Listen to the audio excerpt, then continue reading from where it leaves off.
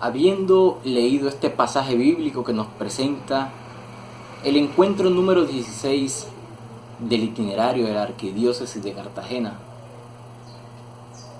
nos podemos dar cuenta cómo en este nos presenta las pautas o la guía para nuestras pequeñas comunidades de hoy en día. Es decir, cómo deberían no solamente estar formadas, sino trabajar, a qué trabajar cada una de estas comunidades, en qué debemos pensar como pequeñas comunidades. Entonces, para poder iniciar a reflexionar y desglosar este texto que acabamos de leer, tomemos en primera instancia las preguntas que nos ofrece como guía el itinerario. Y la primera es la siguiente: ¿quiénes son y cuáles son los personajes? ¿Hacia dónde se dirigen? Entonces sepamos que desde un principio el texto nos dice que estos personajes son los 11 apóstoles y están acompañados de 120 personas.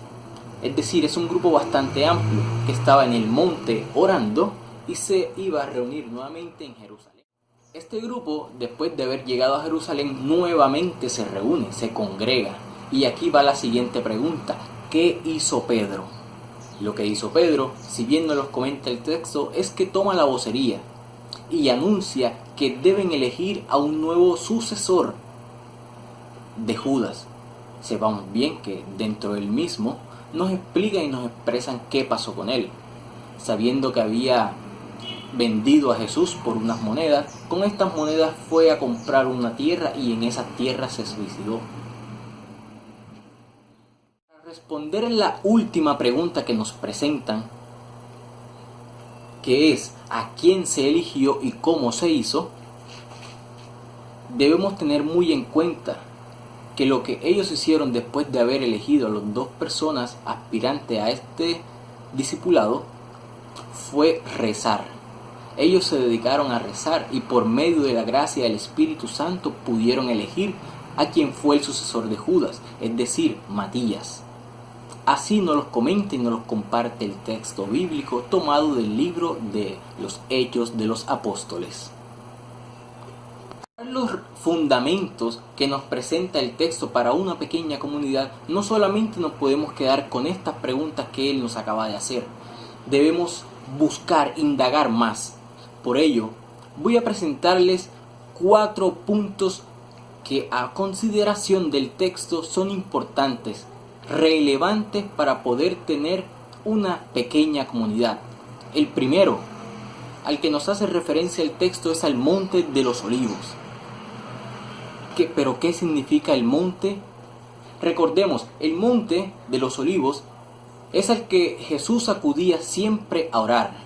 Jesús, cada vez que se dirigía a un monte, era porque iba a orar, a establecer una conversación muy íntima, muy cercana con Dios. Por eso, en mi pequeña comunidad y por eso en tu pequeña comunidad debe siempre existir ese Monte de los Olivos, ese lugar donde tú y tu comunidad van a orar, sencillamente a eso, única y exclusivamente para la oración, dirigirse a Dios y poder hablar directamente con Él. Este es uno de los fundamentos que debe tener una pequeña comunidad y nos lo presenta el texto, porque él mismo nos dice que los discípulos y las personas que los acompañaban se dirigían desde el Monte de los Olivos, donde estaban orando, hasta Jerusalén, donde se iban a congregar para realizar otra actividad, no ajena a lo que dice el Evangelio. Segundo punto importante a rescatar en el texto es el liderazgo, el líder. En nuestra pequeña comunidad, y si bien sabemos todo que nuestro único líder es Jesucristo, es Jesús, debemos tener en consideración también a esa persona que nos sepa guiar, que nos sepa enseñar el camino, que nos sepa mostrar por dónde debemos seguir para poder caminar hacia Cristo.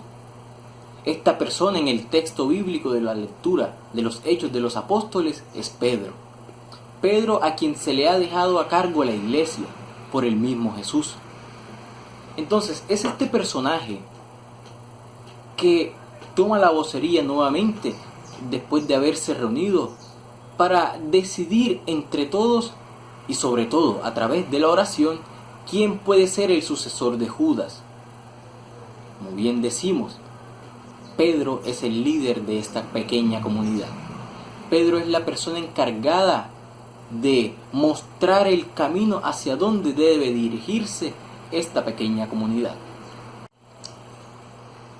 Tomamos otro punto importantísimo en lo que es la vida en comunidad y de las pequeñas comunidades, y es la congregación, la reunión de cada uno de sus miembros, unidos en comunidad, unidos en oración y unidos a nivel presencial.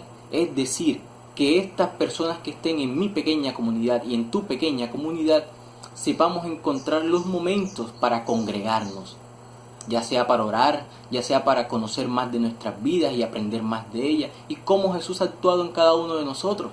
Pero debe existir esa congregación. Hacemos también una mención especial, y el texto lo dice textualmente, que María, como mujer, debe ser parte fundamental de nuestra pequeña comunidad. Es decir, que una pequeña comunidad no puede caminar o no puede dirigirse a Dios. No reconoce a María especialmente, la mujer que es la madre de Dios, la madre de la iglesia, por tanto es la madre de nuestra pequeña comunidad. Es fundamental su presencia. Sin ella no podríamos guiar bien nuestro caminar hacia Jesús. Es ella quien nos lo enseña, es ella quien nos lo muestra con mucho amor, con mucha misericordia. Es ella nuestra madre, a la cual debemos rendirle también un gran espacio en esta pequeña comunidad. Último, pero no menos importante, es la finalidad de esta pequeña comunidad. ¿Y cuál debe ser? Jesucristo. Es decir, mi comunidad y tu comunidad debe tener como fin, debe tener como objetivo el Señor Jesús. Es lo único para lo que debe existir esta pequeña comunidad.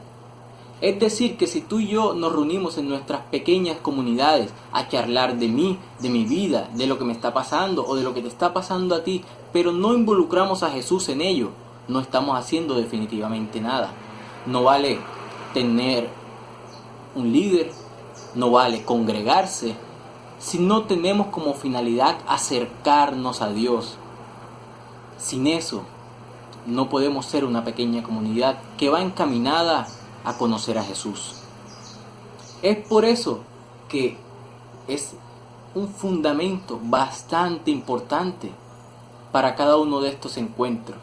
Es decir, no solamente hablar de Jesús, sino obrar conforme a su voluntad, amar como Jesús nos amó, amar y enseñar a los demás como Jesús nos enseña con cada obra de su vida, con cada actuar que Él tuvo, como nos los presentan los evangelios. Así nosotros debemos actuar también en nuestra vida y en nuestras pequeñas comunidades. Mostrar siempre a Jesús, el rostro vivo de Dios, en nuestros corazones, en nuestras vidas, y así nosotros podemos atraer más personas a nuestras pequeñas comunidades y a Jesús. Nos presenta en la lectura de los Hechos de los Apóstoles los fundamentos de cómo mi comunidad y tu comunidad deben estar formadas, cómo se generaron las primeras, para que sean ejemplo de las nuestras hoy en día. Hermanos, en esta jornada yo los invito a orar, a cerrar un momento nuestros ojos, a entregarle este rato que hemos compartido al Señor Jesús, para que sea su Espíritu Santo quien nos siga acompañando, quien nos siga llenando de bendiciones y siga teniendo sobre todo viva y efusiva la llama del Espíritu Santo en nuestras pequeñas comunidades, que nos permita pronto volver a poder reunirnos, por volver a congregarnos, para seguir alabándole y glorificándole. Padre nuestro que estás en el cielo, santificado sea tu nombre, ven a nosotros tu reino, hágase tu voluntad en la tierra como en el cielo. Danos hoy nuestro pan de cada día, perdona nuestras ofensas como también nosotros perdonamos a quien nos ofende. no nos dejes caer en tentación y líbranos del mal. Amén.